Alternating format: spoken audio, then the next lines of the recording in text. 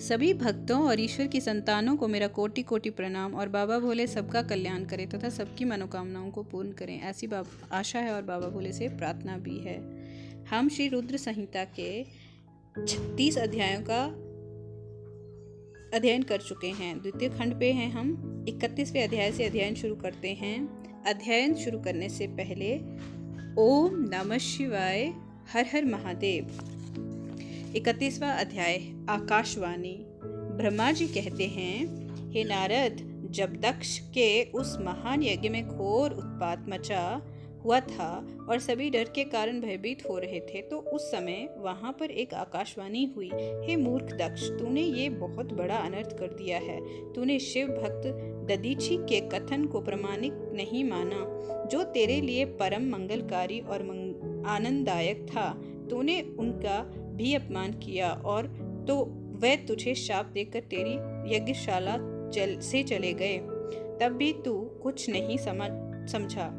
तूने अपने घर में स्वयं आई साक्षात मंगल स्वरूपा अपनी पुत्री सती का अपमान किया। तूने सती और शंकर का पूजन भी नहीं किया। अपने को ब्रह्मा जी का पुत्र समझकर तुझे बहुत घमंड हो गया था। तूने उस सती देवी का अपमान किया है जो सत्पुरुषों की भी आराध्या है।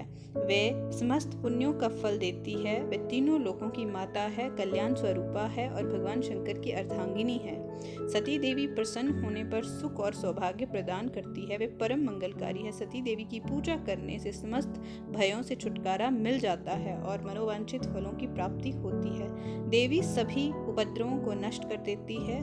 वे ही पराशक्ति है तथा कीर्ति, संपत्ति, भोग और मोक्ष प्रदान करती है। वे ही जन्मदात्री है, अर्थात जन्म देने वाली माता है।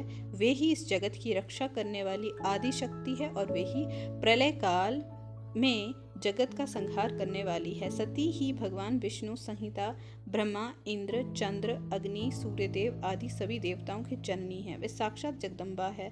वे ही दुष्टों का नाश करने वाली है। वे ही भक्तों की रक्षा करने वाली है। ऐसी उत्तम महिमा और गुणों वाली भगवान शिव की प्राण प्रिया धर्म पत्नी का तूने इस यज्ञ में अपमान किया है। भगवान शिव तो परम ब्रह्मा परमेश्वर हैं। वे सबके स्वामी हैं। वे सबका कल्याण करते हैं। सभी मनुष्य प्रभु का दर्शन पाने की अभिलाषा सदैव अपने मन में रखते हैं। दर्शनों की इच्छा लिए घोर तपस्या करते हैं। वे भगवान शिव ही जगत को धारण कर उसका पालन पोषण करते हैं। वे ही समस्त विद्याओं का के ज्ञाता और मंगलों का भी मंगल करने वाले हैं। वे ही समस्त मनोकामनाओं को पूरा करते हैं। हे दुष्ट दक्ष, तूने उन परम शक्तिशाली भगवान शिव की शक्ति की अवहेलना करके बहुत बुरा किया है। इसीलिए तेरे इस महायज्ञ के विनाश को कोई नहीं रोक सकता।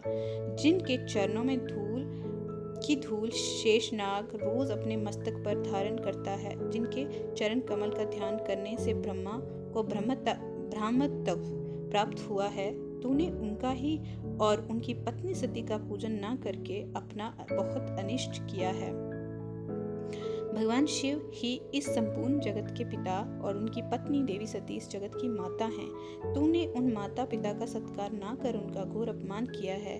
अब तेरा कल्याण कैसे हो सकता है? तूने स्वयं दुर्भाग्य से अपना नाता जोड़ लिया है। तूने देवी सती और भगवान शिव की भक्ति भाव से आराधना नहीं की। तेरी ये सोच ही कि कल्याणकारी शिव का पूजन किए बिना भी मैं कल्याण का भागी हो सकता हूँ, तुझे ले डूबी है। तेरा सारा घमंड नष्ट हो जाएगा। यहाँ बैठा कोई भी देवता शिव जी के विरुद्ध होकर तेरी सहायता नहीं कर पाएगा। यदि करना भी चाहेगा तो स्वयं भी नष्ट हो जाएगा। अब तेरा अमंगल निश्चित है। सभी देवता और मुनिगण यज्ञ मंडप को छोड़कर तुरंत यहाँ से अपने अपने धाम को चले जाएं, अन्यथा सबका नाश हो जाएगा। इस प्रकार यज्ञशाला में उपस्थित सभी लोगों को चेतावनी देकर वे आकाशवाणी मौन हो गई। 32वां अध्याय, शिवजी का क्रोध। ब्रह्मा जी कहते हैं, नारद, उस आकाशवाणी को सुनकर सभी देवता और मुनि आश्चर्य से इधर उधर देखने लगे। उनके मुंह से एक भी शब्द नहीं निकला। वे अत्यंत भयभीत हो गए। उधर भृगु के मंत्रों से उत्पन्न गुणों द्वारा भगाए गए शिवगण, जो कि नष्ट होने से बच गए थे, शिवजी की शरण में चले गए। वहां पहुंचकर उन्होंने प्रभु को हाथ जोड़कर प्रणाम किया और वहां यज्ञ में जो कुछ भी हुआ था उसका और सती के शरीर त्यागने का सारा वृतांत उन्हें सुनाया। शिवगण बोले, हे महेश्वर, दक्ष बड़ा ही दुरात्मा और घमंडी है। उसने माता सती का बहुत अपमान किया। वहां उपस्थित देवताओं ने भी उनका आदर सत्कार नहीं किया। उस घमंडी दक्ष ने यज्ञ में आपका भाग भी नहीं दिया। हे प्रभु, दक्ष ने आपके प्रति बुरे शब्द कहे। आपके विषय में ऐसी बातें सुनकर माता क्रोधित हो गई और उन्होंने पिता की बहुत निंदा की। जब दक्ष ने उनका भी अपमान किया तो वे शांत होकर सोचने लगी। फिर उन्होंने वहां उपस्थित सभी देवताओं और मुनियों को फटकारा जिन्होंने आपका अनादर किया था। उन्होंने कहा कि शिव निंदा सुनकर मैं जीवित नहीं रह सकती। ये कहकर उन्होंने योगा अग्नि में जलकर अपना शरीर भस्म कर दिया। ये देखकर बहुत से पार्षदों ने माता के साथ ही अपने शरीर की आहुति दे दी। तब हम सब शिवगण उस यज्ञ को विध्वंस करने के लिए तेजी से आगे बढ़े, परंतु भृगु ऋषि ने मंत्रों द्वारा गणों को उत्पन्न कर हम पर आक्रमण कर दिया। हम में से बहुत से गणों को उन भृगु के गणों ने मार डाला। तब वहां आकाशवाणी हुई जिसने कहा कि दक्ष, तुम्हारा अंत अब निश्चित है तथा जो भी देवता एवं मुनि तुम्हारा साथ देंगे वे भी पाप के भागी बनकर मृत्यु को प्राप्त होंगे। ये सुनकर वहां सभी उपस्थित लोग वहां से चले गए और हम यहाँ आपको इस विषय में बताने के लिए आपके पास चले आए। हे कल्याणकारी भगवान शिव, हे आप उस महादुष्ट अधर्मी दक्ष को उसके अपराध का कठोर दंड अवश्य दें। ये कहकर सभी गण चुप हो गए। ब्रह्मा जी बोले, हे नारद, अपने पार्षदों की बातें सुनकर भगवान शिव ने उस यज्ञ की सारी बातें और जानकारी जानने के लिए तुम्हारा स्मरण किया। उनके स्मरण करते ही तुम वहां जा पहुंचे और भक्ति भाव से नमस्कार करके चुपचाप खड़े हो गए। तब महादेव जी ने तुमसे दक्ष के यज्ञ के विषय में पूछा। तब तुमने उत्तम भाव से ये यज्ञशाला में जो हुआ था वे सब वृतांत उन्हें सुना दिया। सारी बातों से अवगत होते ही भगवान शिव अत्यंत क्रोधित हो गए। पराक्रमी शंकर के क्रोध का कोई अंत न रहा। तब लोक संहारी शंकर ने अपनी जटा का एक बाल उखाड़कर उसे कैलाश पर्वत पर दे मारा। जैसे ही वह बाल जमीन पर गिरा उसके 2 टुकड़े हो गए। उस समय वहां बहुत भयंकर गर्जना हुई। बाल के प्रथम भाग से महापराक्रमी महाबली वीरभद्र प्रकट हुए जो समस्त शिवगणों में शिरोमणि हैं। उनका शरीर बहुत बड़ा और विशाल था। उनकी 1000 भुजाएं थी। उस जटा के दूसरे भाग में अत्यंत भयंकर और करोड़ों भूतों से घिरी हुई महाकाली उत्पन्न हुई। उस समय रुद्रदेव के क्रोध पूर्वक सांस लेने से 100 प्रकार के ज्वर और अनेक प्रकार के रोग पैदा हो गए। वे सभी शरीरधारी क्रूर और भयंकर थे। वे अग्नि के समान तेज से प्रज्वलित थे। तब वीरभद्र और महाकाली ने दोनों हाथ जोड़कर भगवान शिव को प्रणाम किया। वीरभद्र बोले, हे महारुद्र, आपने सोम, सूर्य और अग्नि को अपने तीनों नेत्रों में धारण किया है। हे प्रभु, कृपा कर मुझे आज्ञा दीजिए कि मुझे क्या कार्य करना है। क्या मुझे पृथ्वी के सभी समुद्रों को एक क्षण में सुखाना है या संपूर्ण पर्वतों को पीसकर पल भर में ही मसल कर चूर्ण बनाना है। हे प्रभु, मैं इस ब्रह्मांड को भस्म कर दूं या मुनियों को जला दूं। भगवान, आपका आदेश पाकर मैं समस्त लोकों में उलट पुलट कर सकता हूँ। आपके इशारा करने से ही मैं जगत के समस्त प्राणियों का विनाश कर सकता हूँ। आपकी आज्ञा पाकर मैं इस संसार में सभी कार्यों को कर सकता हूँ। हे प्रभु, मेरे समान पराक्रमी ना तो कोई हुआ है और ना ही होगा। भगवान, आपकी आज्ञा से हर कार्य सिद्ध हो सकता है। मुझे ये सभी शक्तियाँ आपकी ही कृपा से प्राप्त हुई हैं। बिना आपकी आज्ञा के एक दिन का भी नहीं हिल सकता है।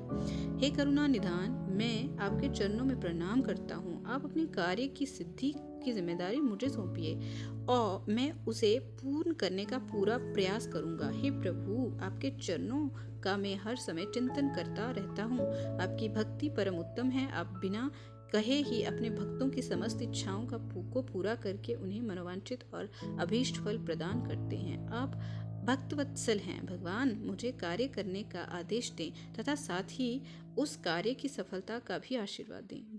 ब्रह्मा जी बोले, हे मुनि श्रेष्ठ, वीरभद्र के ये वचन सुनकर शिव जी को बहुत संतोष हुआ तथा उन्होंने वीरभद्र को अपना आशीर्वाद प्रदान किया। भगवान शिव बोले, पार्षदों में श्रेष्ठ वीरभद्र, तुम्हारी जय हो। ब्रह्मा जी का पुत्र दक्ष बड़ा ही दुष्ट है। उसे अपने पर बहुत घमंड है। इस समय वे एक बहुत बड़ा यज्ञ कर रहा है। उसने उस यज्ञ में मेरा बहुत अपमान किया है। मेरी पत्नी ने अपमान होता हुआ देखकर उसी यज्ञ की अग्नि में अपने शरीर को भस्म कर दिया है।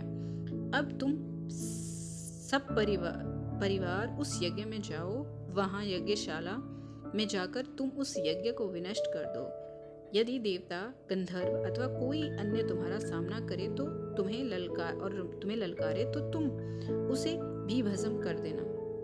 दधीचि की दी हुई चेतावनी के बाद भी जो देवतागण वहां यज्ञ में मौजूद हैं, तुम उन्हें भी भस्म कर देना, क्योंकि वे सभी मुझसे बैर रखते हैं। तुम उन सभी को बंधु बांधवों सहित जलाकर भस्म कर देना। वहां कलशों में भरे हुए जल को पी लेना। इस प्रकार वैदिक मर्यादा के पालक भक्त वत्सल करुणा निधान शिव ने क्रोधित होकर वीरभद्र को यज्ञ का विनाश करने का आदेश दिया। 33वां अध्याय वीरभद्र और महाकाली का यज्ञशाला की ओर प्रस्थान। ब्रह्मा जी कहते हैं, नारद महेश्वर के आदेश को आदर पूर्वक सुनकर वीरभद्र ने शिव जी को प्रणाम किया। तत्पश्चात उनसे आज्ञा लेकर वीरभद्र यज्ञशाला की ओर चल दिए। शिव जी ने प्रलय की अग्नि के समान और करोड़ों घनों को उनके साथ भेज दिया। वे अत्यंत तेजस्वी थे। वे सभी वीरगण कौतूहल से वीरभद्र के साथ साथ चल दिए। उसमें हजारों पार्षद वीरभद्र की तरह ही पराक्रमी और बलशाली थे। बहुत से काल के भी काल भगवान रुद्र के समान थे। वे शिवजी के समान ही शोभा पा रहे थे।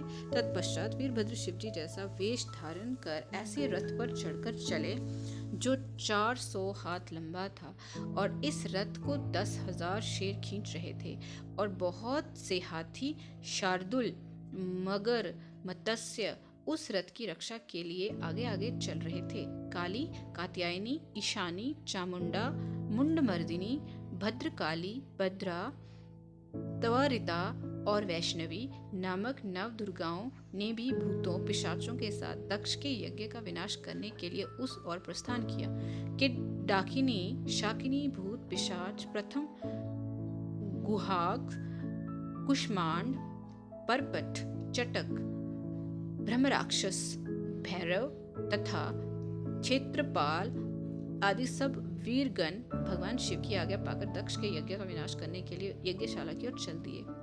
वे भगवान शंकर के 64,000 करोड़ गणों की सेना लेकर चल दिए। उस समय बैरियों की गंभीर ध्वनि होने लगी। अनेकों प्रकार के शंख चारों दिशाओं में बजने लगे। उस समय जटाहर मुखों तथा श्रृंगों के अनेक प्रकार के शब्द हुए। भिन्न भिन्न प्रकार की सींगें बजने लगी। महामुनि नारद उस समय वीरभद्र की उस यात्रा में करोड़ों सैनिक, शिवगण एवं भूत पिशाच शामिल थे। इसी प्रकार महाकाली की सेना भी शोभा पा रही थी। इस प्रकार वीरभद्र और महाकाली दोनों की विशाल सेनाएं उस दक्ष के यज्ञ का विनाश करने के लिए गाजे बाजे के साथ आगे बढ़ने लगी। उस समय अनेक शुभ शगुन होने लगे। 34वां अध्याय यज्ञ मंडप में भय और विष्णु से जीवन रक्षा की प्रार्थना। ब्रह्मा जी बोले, हे नारद, जब वीरभद्र और महाकाली की विशाल चतुरंगिनी सेना अत्यंत तीव्र गति से दक्ष के यज्ञ की ओर बढ़ी तो यज्ञोत्सव में अनेक प्रकार के अपशकुन होने लगे। वीरभद्र के चलते ही यज्ञ में विध्वंस की सूचना देने वाला उत्पात होने लगा। दक्ष की बाईं आंख, बाईं भुजा और बाईं जांघ फड़कने लगी। वाम अंगों का फड़कना बहुत अशुभ होता है। उस समय यज्ञशाला में भूकंप आ गया। दक्ष के को कम दिखाई देने लगा।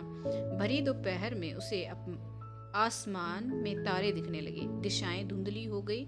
सूर्य में काले काले धब्बे दिखाई देने लगे। ये धब्बे बहुत डरावने लग रहे थे। बिजली और अग्नि के समान सारे नक्षत्र उन्हें टूट टूट कर गिरते हुए दिखने लगे। वहां यज्ञशाला में हजारों गिद्ध दक्ष के सिर पर मंडराने लगे। उस यज्ञ मंडप को गिद्धों ने पूरा ढक लिया था। वहां एकत्र गीदड़ बड़ी भयानक और डरावनी आवाजें निकाल रहे थे। सभी दिशाएं अंधकारमय हो गई थी। वहां अनेक प्रकार के अपशकुन होने लगे। फिर उसी समय वहां आकाशवाणी हुई, ओ महामूर्ख दुष्ट दक्ष, तेरे जन्म को धिक्कार है। तू बहुत बड़ा पापी है। तूने भगवान शिव की बहुत अवहेलना की है। तूने देवी सती जी की साक्षात जगदम्बा रूप है का भी अनादर किया है। सती ने तेरी ही वजह से अपने शरीर को योगाग्नि में जलाकर भस्म कर दिया है। तुझे तेरे कर्मों का फल जरूर मिलेगा। आज तुझे तेरी करने का फल अवश्य ही मिलेगा। साथ ही वहां उपस्थित सभी देवताओं और ऋषि मुनियों को भी अवश्य ही उनकी करने का फल मिलेगा। भगवान शिव तुम्हें तुम्हारे पापों का फल जरूर देंगे। इस प्रकार कहकर वे आकाशवाणी मौन हो गई। उस आकाशवाणी को सुनकर और वहां यज्ञशाला में प्रकट हो रहे अनेक अशुभ लक्षणों को देखकर दक्ष तथा वहां उपस्थित सभी देवतागण भय से कांपने लगे। दक्ष को अपने द्वारा किए गए व्यवहार का स्मरण होने लगा। उसे अपने किए पर बहुत पछतावा होने लगा। तब दक्ष सहित सभी देवता श्री हरि विष्णु की शरण में गए। वे डरे हुए थे। भय से कांपते हुए वे सभी लक्ष्मीपति विष्णु जी से अपने जीवन की रक्षा की प्रार्थना करने लगे। 35वां अध्याय वीरभद्र का आगमन। दक्ष बोले, हे विष्णु कृपा निधान, मैं बहुत भयभीत हूँ। आपको ही मेरी और मेरे यज्ञ की रक्षा करनी है। प्रभु आप ही इस यज्ञ के रक्षक हैं। आप साक्षात यज्ञ स्वरूप हैं। आप हम सब पर अपनी कृपा दृष्टि बनाएं। हम सब आपकी शरण में आए हैं। प्रभु हमारी रक्षा करें ताकि यज्ञ का विनाश न हो। ब्रह्मा जी कहते हैं, हे मुनि नारद, इस प्रकार जब दक्ष ने भगवान विष्णु के चरणों में गिरकर उनसे प्रार्थना की, उस समय दक्ष का मन भय से बहुत अधिक व्याकुल था। तब श्री हरि ने दक्ष को उठाकर अपने मन में करुणा निधान भगवान शिव का स्मरण किया और शिव तत्व के ज्ञाता श्री हरि दक्ष को समझाते हुए बोले, दक्ष तुम्हें तत्व का ज्ञान नहीं है, इसलिए तुमने सबके अधिपति भगवान शंकर की अवहेलना की है। भगवान की स्तुति के बिना कोई भी कार्य सफल नहीं हो सकता। उस कार्य में अनेक परेशानियां आती हैं। जहाँ पूजनीय व्यक्तियों की पूजा नहीं होती, वहाँ गरीबी, मृत्यु का भय का निवास होता है। इसीलिए तुम्हें भगवान शिव का सम्मान करना चाहिए, परंतु तुमने महादेव का सम्मान और आदर सत्कार नहीं किया, अपितु तुमने उनका घोर अपमान किया। इसी के कारण तुम्हारे ऊपर घोर संकट के बादल मंडरा रहे हैं। मैं तुम पर छाए इस संकट से तुम्हें उभारने में पूर्णतः असमर्थ हूँ। ब्रह्मा जी कहते हैं, नारद, भगवान विष्णु का वचन सुनकर दक्ष सोच में डूब गया। उसके चेहरे का रंग उड़ गया और वे घोर चिंता में पड़ गए। तभी भगवान शिव द्वारा भेजे गए गणों सहित वीरभद्र और महाकाली का उनकी सेनाओं सहित उस यज्ञशाला में प्रवेश हुआ। वे सभी महान पराक्रमी थे। उनकी गणना करना असंभव था। उनके सिंहनाद से सारी दिशाएं गूंज रही थी। पूरे आसमान में धूल और अंधकार के बादल छाए हुए थे। पूरी पृथ्वी पर्वतों, वनों और काननों सहित कांप रही थी। समुद्रों में ज्वार बाटा उठ रहा था। उस विशालकाय सेना को देखकर समस्त देवता आश्चर्यचकित थे। उन्हें देखकर दक्ष अपनी पत्नी के साथ भगवान शिव विष्णु के चरणों में गिर पड़े और बोले, हे प्रजापालक विष्णु, आपके बल से ही मैंने इस विशाल यज्ञ का आयोजन किया था। प्रभु आप कर्मों के साक्षी तथा यज्ञों के प्रतिपालक हैं। आप ही धर्म के रक्षक हैं। अतः प्रभु श्री हरि आप ही यज्ञ का विनाश से भी बचा सकते हैं। इस प्रकार दक्ष की विनतीपूर्ण बातों को सुनकर श्री हरि उन्हें समझाते हुए बोले, दक्ष निश्चय ही मुझे इस यज्ञ की रक्षा करनी चाहिए, परंतु देवताओं के क्षेत्र नैमिषारण्य की उस घटना का स्मरण करो। इस यज्ञ के आयोजन में क्या तुम उस घटना को भूल गए हो? यहाँ इस यज्ञशाला की और तुम्हारी रक्षा करने में कोई भी देवता समर्थ नहीं है। इस समय जब महादेव जी के गण और उनके सेनापति वीरभद्र तुम्हें भगवान शिव का अपमान करने का दंड देने आए हैं, उस समय कोई मूर्ख ही तुम्हारी सहायता को आगे आ सकता है। दक्ष केवल कर्म ही समर्थ नहीं होता, अपितु कर्म को करने में जिसके सहयोग की आवश्यकता होती है उसका भी उतना ही महत्व है। भगवान शिव ही कर्मों के कल्याण की शक्ति देते हैं। जो शांत मन से भक्ति पूर्वक उनकी पूजा अर्चना करता है, महादेव जी उसे तत्काल ही उस कर्म का फल देते हैं। जो मनुष्य ईश्वर के अस्तित्व को नहीं मानते वे नरक के भागी होते हैं। दक्ष ये वीरभद्र शंकर के गणों का ऐसा सेनापति है जो शिवजी के शत्रु का तुरंत नाश कर देता है। निसंदेह ये तुम्हारा तथा यहाँ पर उपस्थित सभी लोगों का नाश कर देगा। शिवजी की आज्ञा का उल्लंघन करके मैं तुम्हारे यज्ञ में आया हूँ, जिसका दुष्परिणाम मुझे भी भोगना पड़ेगा। अब इस विनाश को रोकने की शक्ति मेरे पास नहीं है। यदि हम यहाँ से भागकर स्वर्ग, पाताल और पृथ्वी कहीं भी छिप जाएं, तो भी वीरभद्र के शस्त्र हमें ढूंढ लेंगे। शिवजी के सभी गण बहुत शक्तिशाली हैं। विष्णु जी ये कह ही रहे थे कि वीरभद्र अपनी अजय सेना के साथ यज्ञ मंडप में आ पहुंचा। श्रीहरि और वीरभद्र का युद्ध 36वां अध्याय। ब्रह्मा जी कहते हैं, नारद, जब शिवजी की आज्ञा पाकर वीरभद्र की विशाल सेना ने यज्ञशाला में प्रवेश किया तो वहां उपस्थित सभी देवता अपने प्राणों की रक्षा के लिए शिवगणों से युद्ध करने लगे, परंतु शिवगणों की वीरता और पराक्रम के आगे उनकी एक न चली। सारे देवता पराजित होकर वहां से भागने लगे। तब इंद्र आदि लोकपाल युद्ध के लिए आगे आए। उन्होंने गुरुदेव बृहस्पति जी को नमस्कार कर उनसे विजय के विषय में पूछा। उन्होंने कहा, हे गुरुदेव बृहस्पति, हम ये जानना चाहते हैं कि हमारी विजय कैसे होगी। उनकी ये बात सुनकर बृहस्पति जी बोले, हे इंद्र, समस्त कर्मों का फल देने वाला तो ईश्वर है। सभी को अपनी करनी का फल अवश्य भुगतना पड़ता है। जो ईश्वर के अस्तित्व को जानकर और समझकर उनकी शरण में आकर अच्छे कर्म करता है, उसी को उसके सत्कर्मों का फल मिलता है। परंतु जो ईश्वर की आज्ञा के विरुद्ध कार्य करता है वह ईश्वर द्रोही कहलाता है और उसे किसी भी अच्छे फल की प्राप्ति नहीं होती। उस परम पुण्य भगवान शिव के स्वरूप को जानना अत्यंत कठिन है। वे सिर्फ अपने भक्तों के ही अधीन हैं, इसीलिए उन्हें भक्तवत्सल भी कहा जाता है। भक्ति और ईश्वर सत्ता में विश्वास न रखने वाले मनुष्य वेदों का 10,000 बार भी अध्ययन कर लें तो भी भगवान शिव के स्वरूप की भली भांति नहीं जान पाएंगे। भगवान शिव के शांत, निर्विकार एवं उत्तम दृष्टि से ध्यान करने एवं उनकी उपासना करने से ही शिव तत्व की प्राप्ति होती है। तुम उन करुणा निधान भगवान महेश्वर की अवहेलना करने वाले उस मूर्ख दक्ष के निमंत्रण पर यहाँ इस यज्ञ में भाग लेने आ गए हो। भगवान शिव की पत्नी देवी सती का भी इस यज्ञ में घोर अपमान हुआ है। उन्होंने इसी यज्ञ में अपने प्राणों की आहुति दे दी है। इसी कारण भगवान शंकर ने रुष्ट होकर इस यज्ञ विध्वंस करने के लिए वीरभद्र के नेतृत्व में अपने शिवगणों को भेजा है। अब इस यज्ञ के विनाश को रोक पाना किसी के भी वश में नहीं है। अब चाहकर भी तुम लोग कुछ नहीं कर सकते। बृहस्पति जी के ये वचन सुनकर इंद्र सहित अन्य देवता चिंता में पड़ गए। सभी वीरभद्र और अन्य शिवगण उनके निकट पहुंच गए। वहां वीरभद्र ने उन सभी को बहुत डांटा और फटकारा। गुस्से से वीरभद्र ने इंद्र सहित सभी देवताओं पर अपने तीखे बाणों से प्रहार करना शुरू कर दिया। बाणों से घायल हुए सभी देवताओं में हाहाकार मच गया और वे अपने प्राणों की रक्षा के लिए यज्ञ मंडप में भाग खड़े हुए। ये देखकर वहां उपस्थित सभी ऋषि मुनि भयभीत होकर श्रीहरि के सम्मुख प्राण रक्षा के लिए प्रार्थना करने लगे। तब मैं और विष्णु जी वीरभद्र से युद्ध करने के लिए उनके पास गए। हमें देखकर वीरभद्र, जो पहले से ही क्रोधित थे, हम सबको डांटने लगे। उनके कठोर वचनों को सुनकर विष्णु जी मुस्कुराते हुए बोले, हे शिव भक्त वीरभद्र, मैं ही भगवान शिव का ही भक्त हूँ।